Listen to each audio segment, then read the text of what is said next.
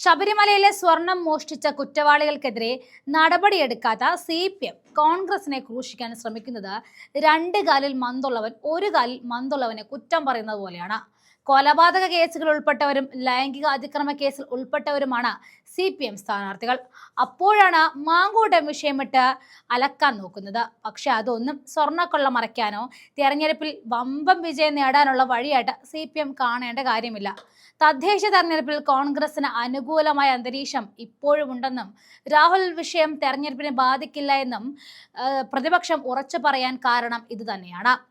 രാഹുൽ മാങ്കൂട്ടം വിഷയം തെരഞ്ഞെടുപ്പിലെ ഒരു വിഷയമേ അല്ല എന്നും പരാതി പോലും ലഭിക്കും മുമ്പ് നടപടിയെടുത്ത പാർട്ടിയാണ് കോൺഗ്രസ് എന്നും ഉള്ളത് കൊണ്ട് തന്നെയാണ് ഈ ഉറപ്പ് പ്രതിപക്ഷ നേതാവ് VD സതീശൻ നമുക്ക് തരുന്നത്. ഇരയ്ക്കെതിരായ സൈബർ ആക്രമണത്തിൽ പാർട്ടിക്ക് ബന്ധമില്ല എന്നുകൂടി സതീശൻ ഇവിടെ ഉറപ്പിക്കുകയാണ്. പാർട്ടിയിൽ നിന്നുള്ളവരാണെങ്കിൽ നടപടിയെടുക്കും, എന്നാൽ അതൊന്നും പാർട്ടിയിലുള്ളവരെയല്ല.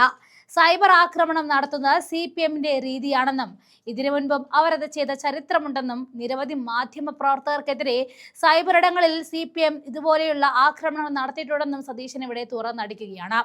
ഇരയുടെ ഐഡന്റിറ്റി വെളിപ്പെടുത്താൻ കോൺഗ്രസ് നേതാക്കൾ മുന്നിട്ടിറങ്ങിയെന്ന ചോദ്യത്തിൽ മാധ്യമ പ്രവർത്തകരെ VD സതീശൻ വിമർശിക്കുകയായിരുന്നു.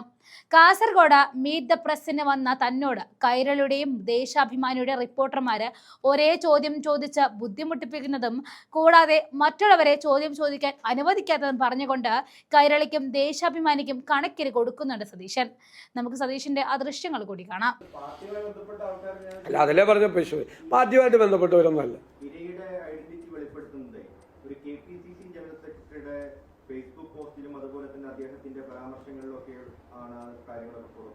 ഇല്ല, അങ്ങനത്തെ വിഷയം അതൊന്നും അങ്ങനത്തെ വിഷയമൊന്നുണ്ട്.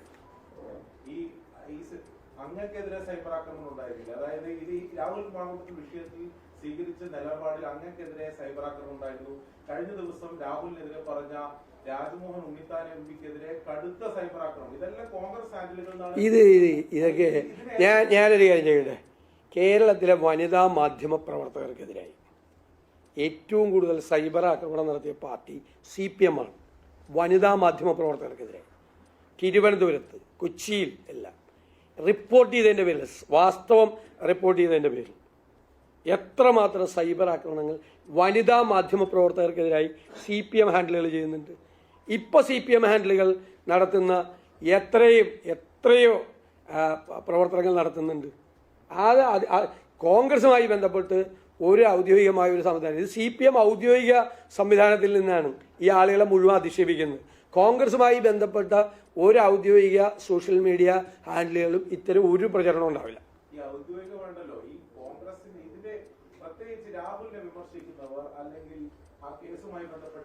അത് എന്നോട് ചോദിച്ചിട്ട് എന്താ കാര്യം? അത് ചെയ്യുന്നവരോട് നിങ്ങൾ പോയി ചോദിക്കും. എന്നോട് ചോദിച്ചിട്ട് എന്താ കാര്യം? കോൺഗ്രസുമായിട്ട് ബന്ധപ്പെട്ട ആര് ചെയ്താലും ഞങ്ങൾക്ക് അതിൻ്റെ ഒത്ത് ഉത്തരവാദിത്തമുണ്ട്. കോൺഗ്രസുമായി ബന്ധപ്പെട്ടോ കോൺഗ്രസിന്റെ ഔദ്യോഗിക ഹാൻഡിലൊന്നും ഒരു കാര്യവും ഞങ്ങളുടെ നിലപാടിന് വിരുദ്ധമായി ചെയ്താൽ ഞങ്ങൾ നടപടിയെടുക്കും. അങ്ങനെ ഒരു സംഭവം ഉണ്ടായിട്ടില്ല. നിങ്ങൾ പറയണതിനൊക്കെ എനിക്ക് മറുപടി പറയാൻ പറ്റും. I have no comments.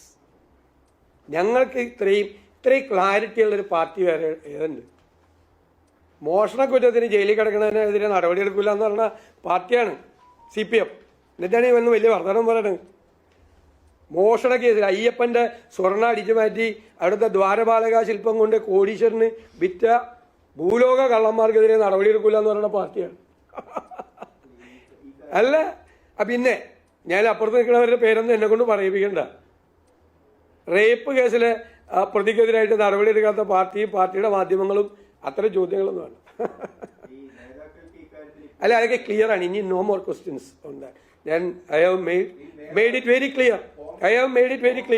ഇനി വേറെ ചോദ്യം ഉണ്ടെങ്കിൽ ചോദിക്കും. ഇപ്പൊ എല്ലായിടത്തും ചെന്നിട്ട്, എല്ലായിടത്തും വന്നിട്ട്, എല്ലാ മീറ്റ് ദ പ്രസിനും വന്നിട്ട്, കൈരളിയിലും ദേശാഭിമാനിയിൽ നിന്നും കുറെ റിപ്പോർട്ടർമാർ വന്നിട്ട് അവർ തന്നെ ചോദിച്ചുകൊണ്ടിരിക്കുക, ഇതൊന്നും കൊണ്ട് ശബരിമലയിലെ കൊള്ള ഈ തെരഞ്ഞെടുപ്പിന്റെ അജണ്ടയിൽ നിന്നും മാറ്റാമെന്ന് ആരും വിചാരിക്കണ്ട. മനസ്സിലായോ? ആരും വിചാരിക്കണ്ട, അത് മാറ്റാമെന്ന് വിചാരിക്കണ്ട. അത്ര വലിയ കൊള്ളയാണ്. ദൈവത്തിന്റെ സ്വർണ്ണമാണ് അടിച്ചു മാറ്റിയത്. അതിന് പാർട്ടി കുടപിടിച്ചു കൊടുക്കുകയാണ്. പാർട്ടി നേതൃത്വത്തിന് അതിൽ പങ്കുണ്ട്. അത് മറച്ചു പിടിക്കാൻ വേണ്ടി ഇതൊരു 10 പ്രാവശ്യം ചോദിച്ചാലൊന്നും കാര്യമില്ല. റേപ്പ് കേസിലെ പ്രതിയെ സംരക്ഷിക്കുന്നവരാണ് ഈ വർത്തമാനം വന്ന് ചോദിക്കുന്നത്. എന്നിട്ട് ഇപ്പം ഞാൻ വായിച്ചില്ല ഏത് മറ്റേ വാട്സാപ്പിൽ കൂടി അശ്ലീല ചിത്രം അയച്ചതിൻ്റെ പേരിൽ ഏരിയ സെക്രട്ടറിയിൽ നിന്ന് സ്ഥാനത്ത് നിന്ന് പാർട്ടി മാറ്റിയവൻ വീണ്ടും സ്ഥാനാർത്ഥിയാണ്. എന്നാൽ അതിനെപ്പറ്റിയൊക്കെ ഒന്ന് അന്വേഷിക്കും. വേറെ വല്ല ഉണ്ടോ? വേറെ വല്ല ചോദ്യം ഉണ്ടോ? വേറെ വല്ല ചോദ്യം ഉണ്ടോ? അല്ല, അവർ തന്നെ ചോദിച്ചുകൊണ്ടിരിക്കുക. ഇത് ഈ ഞാനിവിടെ ഗസ്റ്റായിട്ടാണ് വന്നിരിക്കുന്നത്, മീറ്റ് ദ പ്രസിന്, മനസ്സിലായി. ഞാൻ നടത്തുന്ന പത്രസമ്മേളനങ്ങൾ തയ്യാറാക്കാൻ വേണ്ടിയിട്ട് 4-5 പേര് വന്നിട്ട് സ്ഥിരമായിട്ടുള്ള പരിപാടിയാണ്. നിങ്ങൾ ആദ്യം പോയിട്ട് ധൈര്യം ഉണ്ടെങ്കിൽ ആ മുഖ്യമന്ത്രിയോട് ഒരു ചോദ്യം ചോദിക്കും. ഏതെങ്കിലും ഒരു മാധ്യമ പ്രവർത്തകന് അദ്ദേഹത്തോട് ചോദ്യം ചോദിക്കാൻ പറ്റട്ടെ.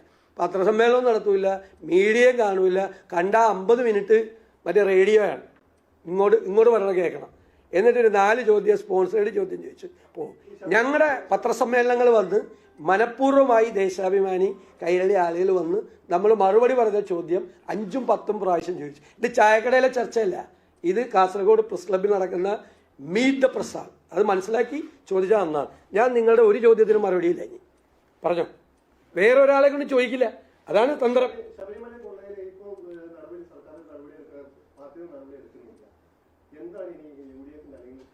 അല്ല, ഞങ്ങൾ അതിന് സമരവുമായി മുന്നോട്ട് പോകും.